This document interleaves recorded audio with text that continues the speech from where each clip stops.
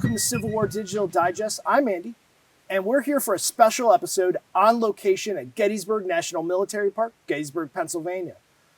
I want to say, first of all, thank you to our patrons for allowing us to make this trip. Your financial contributions let us do this, but getting to go on location to a national military park is a special thing, and you make it happen. If you're not already a patron, we ask you to go check out the link. Consider joining our coffee grinders. As little as a cup of coffee each month can make a huge difference for us here on the Digest. Today, I'm joined by author and historian Matt Borders. He's coming back on the show again. It's great to have you. And Matt's here to talk about the fourth installment in his book series on Faces of Union Soldiers during the Civil War. Thank you, Andy. Always a pleasure to be back on Civil War Digital Digest. You're absolutely right. This is going to be our fourth installment of the series. Joe Stahl and I have developed Faces of Union Soldiers at Culps Hill, Gettysburg's critical defense. We're looking at the soldiers of the Union 12th Corps and actually have 28 images from 4 different brigades of the men who fought right up here on this landscape. All right, well, that continues the trend you've done with your previous books. Correct. On South Mountain, Harper's Ferry, Antietam, and Fredericksburg. What's kind of the criteria you guys use for developing that concept? Why particularly Culps Hill? Why particularly these 4 brigades? We honestly looked at doing a book on Gettysburg as a whole initially, but it's just such a big battle and such a huge landscape that we're dealing with that it was determined pretty quickly that if we could break it down into chunks, it would be a much easier thing to research and write on. And with Joe's extensive collection of CDVs, he already had a good basis with the 12th Corps. And so we added additional images and did research on those guys to make sure they were actually here on the ground. But it's really about being able to get the guys here, okay? Be it first with the images and then determining that they were actually here. Well, I mean, the 12th Corps at Gettysburg, it's part of the story of this battle that doesn't get focused on as much. Right. You and I both love the 1st Corps, and of course the great fight on the first day is still often overlooked by the Wheatfield, Little Round Top, the 20th Maine, 1st Minnesota Charge, Pickett's Charge. Right. This fight here on Culps Hill is a very important part of the Battle of Gettysburg. How does it fit into the larger story? I'm glad you asked because honestly, when it comes to sustained engagement over the course of the 3 days, we see more action here at Culps Hill than anywhere else on the battlefield.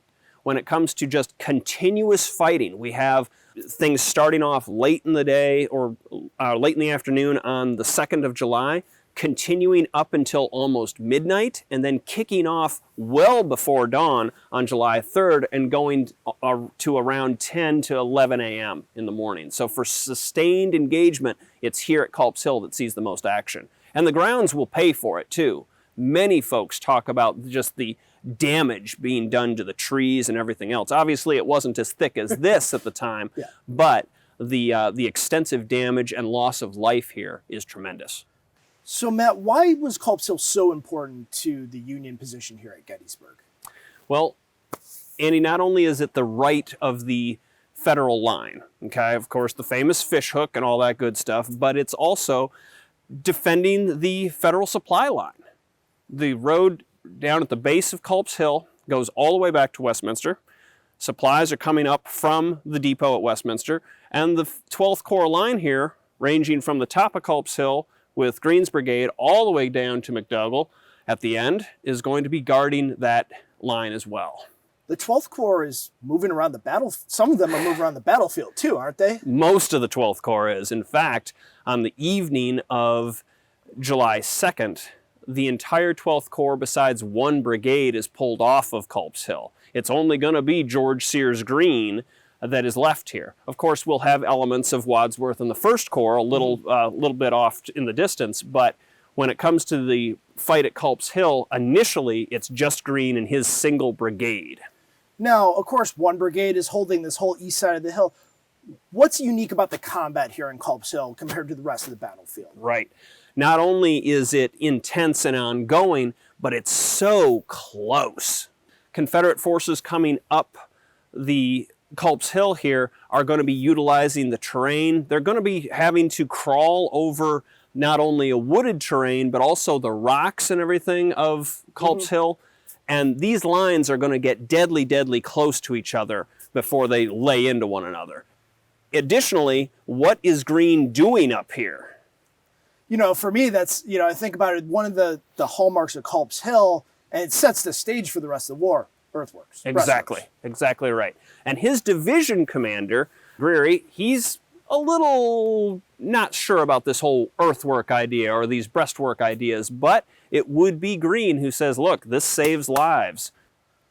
So when does the book release for you guys? It's actually coming out specifically for Battle Anniversary, so it's going to be out in the month of July. Might not be out right on July 1, 2, and 3, but it's going to be out in July of this summer. Absolutely. Okay.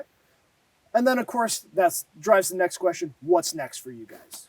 Well, it's a very good question. We're looking at a couple different options, including continuing here at Gettysburg. We're looking at possibly doing something with the wheat field.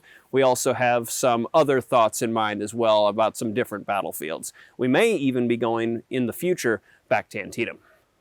Well, Matt, thank you for being here. We're going to be continuing this discussion at other parts of the battlefield today with both Matt and Joe.